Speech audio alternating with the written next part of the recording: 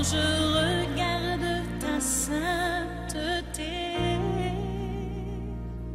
et quand je contemple ta beauté, les choses qui m'entourent ne valent plus rien pour moi.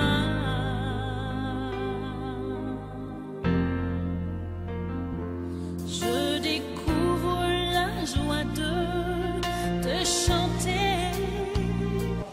Bonjour à tous. Pour ceux qui ont manqué notre première vidéo de 2013, je vous re-souhaite de meilleurs vœux. Aujourd'hui, nous allons lire Genèse chapitre 29 versets 1 à 35 et Genèse chapitre 30 versets 1 à 43. Bonne lecture.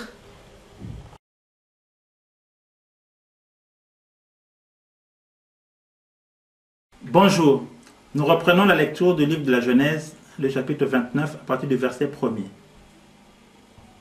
Jacob se remit en marche et s'en alla au pays des fils de l'Orient. Il aperçut un puits dans la campagne, et tout à côté, 3 troupeaux de petits bétail étaient campés, car c'était à ce puits qu'on abreuvait le troupeau. Or, la pierre qui bouchait l'ouverture du puits était grande.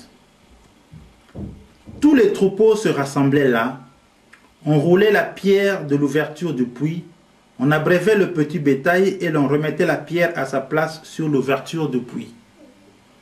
Jacob dit aux bergers, « Mes frères, d'où êtes-vous » Ils répondirent, « Nous sommes de Haran. » Il leur dit, « Connaissez-vous Laban, fils de Nahor » Ils répondirent, « Oui, nous le connaissons. » Il leur dit, « Comment va-t-il » Ils répondirent, « Bien.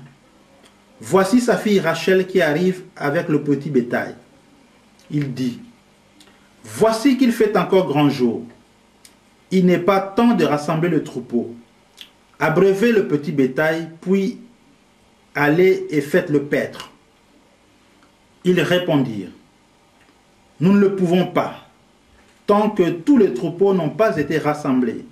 C'est alors qu'on roule la pierre de l'ouverture du puits et qu'on abreuve le petit bétail. » Il leur parlait encore lorsque survint Rachel avec le petit bétail de son père, car elle était bergère. Lorsque Jacob vit Rachel, fille de Laban, frère de sa mère, et le petit bétail de Laban, il s'approcha, roula la pierre de l'ouverture du puits et abreuva le petit bétail de Laban. Puis, Jacob donna un baiser à Rachel et se mit à sangloter. Jacob déclara à Rachel qu'il était parent de son père, qu'il était fils de Rebecca. Elle courut l'annoncer à son père.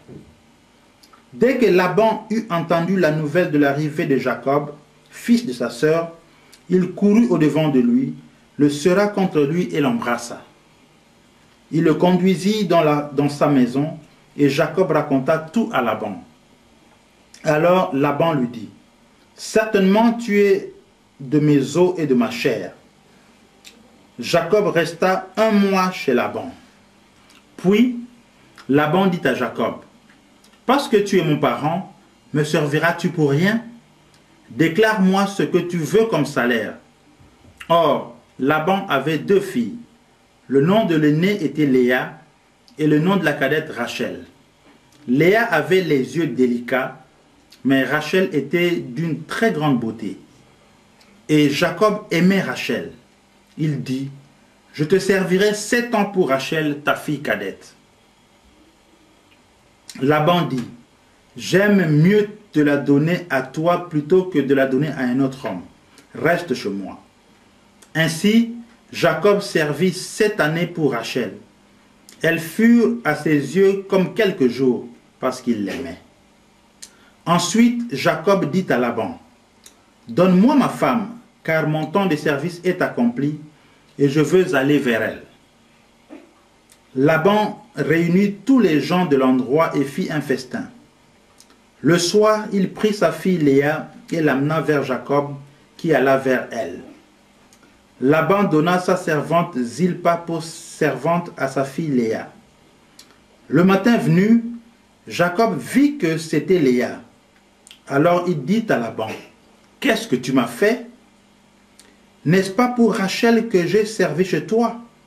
Pourquoi m'as-tu trompé? Laban dit, cela ne se fait pas chez nous de donner la cadette avant l'aînée.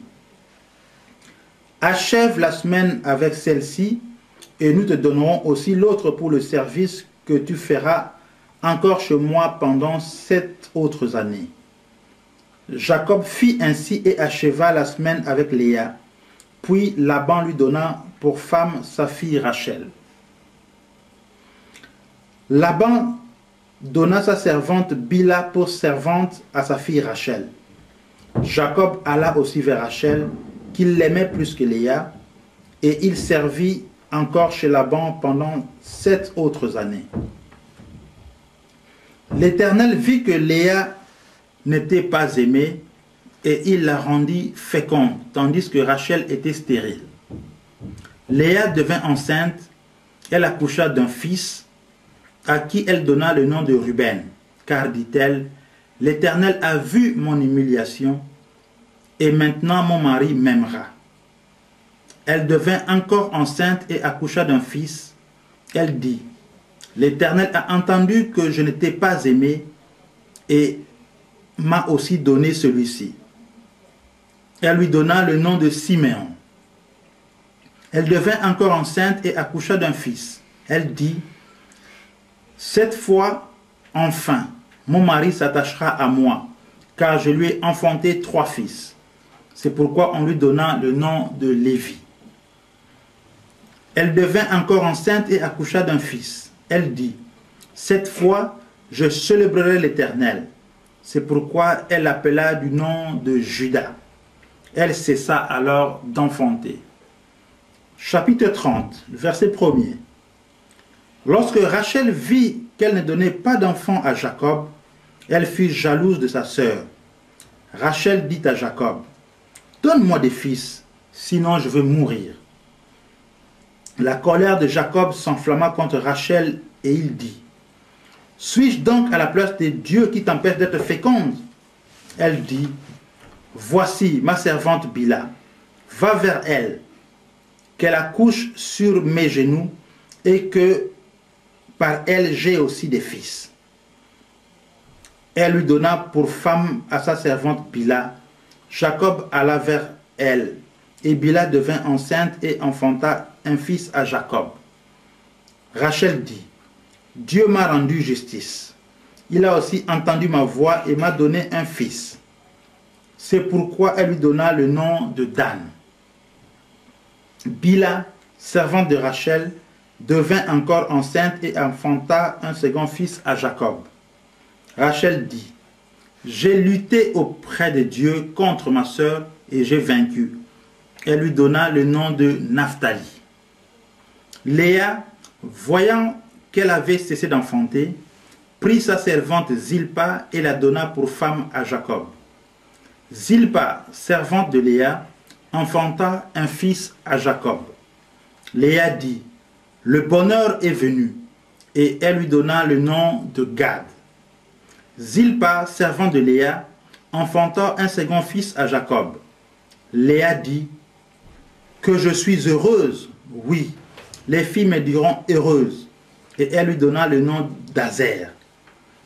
Ruben sortit au temps de la moisson des blés et trouva de mandragores dans les champs. Elle les rapporta à sa mère Léa. Alors Rachel dit à Léa, « Donne-moi, je t'ai pris, des mandragores de ton fils. » Elle lui répondit, « Est-ce peu pour que tu aies pris mon mari, pour que tu prennes aussi les mandragores de mon fils? » Alors Rachel dit, « Eh bien, il couchera avec toi cette nuit en échange des mandragores de ton fils. » Le soir, comme Jacob revenait des champs, Léa sortit à sa rencontre et dit, « C'est vers moi que tu viendras, car pour t'avoir j'ai donné comme prix des mandragores de mon fils. » Il coucha donc avec elle cette nuit. Dieu exauça Léa qui devint enceinte.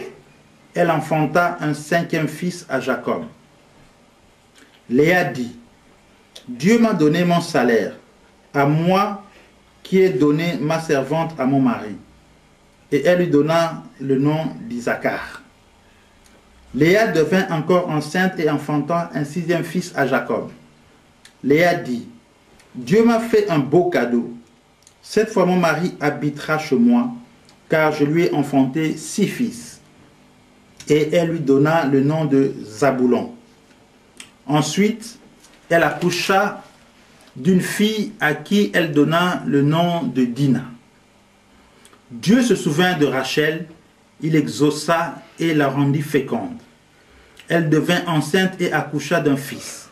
Elle dit, « Dieu a enlevé mon déshonneur. » Elle lui donna le nom de Joseph en disant, « Que l'Éternel m'ajoute un autre fils. » Lorsque Rachel eut accouché de Joseph, Jacob dit à Laban, « Laisse-moi partir pour que j'aille chez moi dans mon pays. Donne-moi mes femmes et mes enfants pour lesquels je t'ai servi et je m'en irai, car tu sais toi-même quel service je t'ai rendu. » Laban lui dit, « J'aimerais obtenir ta faveur. Je pressens d'une manière occulte que l'Éternel m'a béni à cause de toi. Fixe-moi ton salaire et je te le donnerai. » Jacob lui dit, « Tu sais toi-même comme je t'ai servi et ce qu'est devenu ton troupeau grâce à moi. Car le peu que tu possédais avant moi s'est beaucoup accru, et l'Éternel t'a béni depuis que j'ai mis le pied chez toi. Maintenant, quand travaillerai-je aussi pour ma famille? » Laban dit, « Que dois-je te donner? » Jacob répondit, « Tu me donneras rien. Si tu consens à faire ce que je veux te dire, je ferai paître encore ton petit bétail et je le garderai.